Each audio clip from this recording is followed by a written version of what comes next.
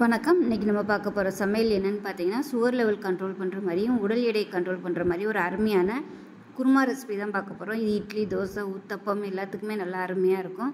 So வாங்க இந்த அருமையான டயட் குருமா எப்படி செய்யலாங்கிறத பார்க்கலாம். இப்போ ஒரு மிக்ஸி ஜார் எடுத்துக்கலாம். இதில் பார்த்தீங்கன்னா 5 பச்சை மிளகா சேர்த்துக்கலாம். மெஷரிங் கப்பில் 3/4 கப் அளவுக்கு துருவின தேங்காய் சேர்த்துக்கலாம். இது கூடவே ஒரு ஏலக்காய், கொஞ்சமாக கல்பாசி சேர்த்துக்கலாம். 1 டீஸ்பூன் சோம்பு, அடுத்ததாக 3 கிராம்பு, பட்டை சேர்த்துக்கலாம். இது லேசான பட்டைங்கிறதுனால ஒரு 5 துண்டு எடுத்திருக்கேன். கனமான பட்டையாக இருந்தால் 1 சேர்த்துக்கோங்க. இது கூடவே ஒரு 6 முந்திரி பருப்பு, 1 டீஸ்பூன் போல் கசகசா சுடுதண்ணில் ஊற வச்சுருக்கேன். இதை சேர்த்துக்கலாம்.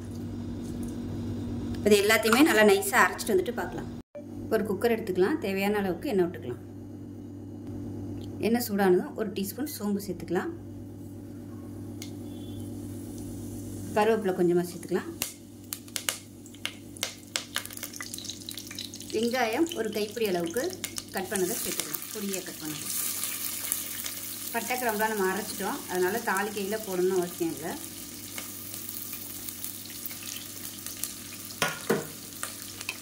வெங்காயம் பொன்னிறமாக வதங்கும். இது கூடவே 1 டீஸ்பூன் போல் இஞ்சி பூண்டு பேஸ்ட், அதையும் சேர்த்துக்கலாம்.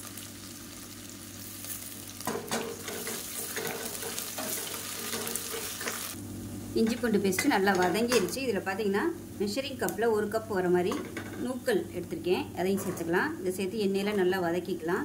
அப்போ தான் அந்த பச்சை வாசனை போகும். இல்லைன்னா இந்த நூக்கலுக்குன்னு ஒரு வாசனை வரும். அந்த வாசனை வந்து சிலருக்கு பிடிக்காது. வதக்கிட்டோம்னா அந்த வாசனை இருக்காது. நல்லா வதக்கி விட்டுக்கலாம். இப்போ இது கூடவே மீடியம் சைஸாக ஒரு 3 தக்காளி கட் பண்ணதை சேர்த்துக்கலாம். உப்பு சேர்த்துக்கலாம். அப்போ தான் நல்லா வதங்கும். இது கூடவே மஞ்சத்தூள் 1/4 டீஸ்பூன் போல் சேர்த்துக்கலாம்.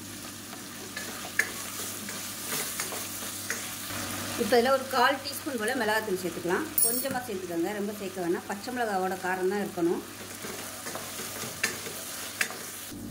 இப்போ பாருங்கள், நல்லா வதக்கியாச்சு. தக்காளி நல்லா மசிஞ்சு வந்துருச்சு. இந்த ஸ்டேஜில் அரைச்சி வச்சுருக்க அந்த தேங்காய் பேஸ்ட்டை சேர்த்துக்கலாம்.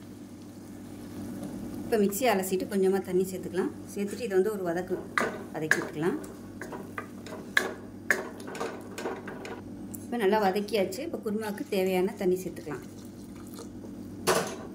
திக்னஸ் பார்த்துக்கிட்டு தண்ணி சேர்த்துக்கோங்க. நான் வந்து சப்பாத்திக்கு தான் வைக்கிறேன், அதனால் கொஞ்சம் கெட்டியாகவே நான் வந்து வச்சுக்கிறேன். டேஸ்ட் பண்ணி பார்த்துக்கிட்டு உப்பு பத்தலைன்னா உப்பு சேர்த்துக்கலாம். இப்போ குக்கரை மூடி வச்சுட்டு அதில் ஒரு 3 விசில் விட்டுட்டு ஸ்டீம் போனதுக்கப்புறம் பார்க்கலாம். இப்போ விசில் விட்டு ஸ்டீம்லாம் நல்லா இறங்கிருச்சு. இருக்குன்னு பார்க்கலாம். பாருங்கள், நல்லா அருமையாக வந்துருச்சு. இதை வந்து நல்லா மிக்ஸ் பண்ணி விட்டுக்கலாம்.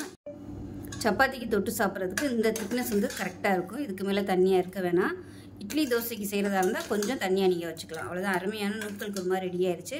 ரெகுலராக எடுத்துகிட்டு வந்தீங்கன்னா உடல் எடை நல்லா கண்ட்ரோலுக்கு வரும். அதே சமயம் சுகரும் நல்லா கண்ட்ரோலுக்கு வரும். 1 வாரம் தொடர்ந்து எடுத்துகிட்டு வந்தீங்கனாலே உங்களுக்கு சுகர் வந்து நல்லா கண்ட்ரோலுக்கு வரும் நூக்கல் சாப்பிடும்போது.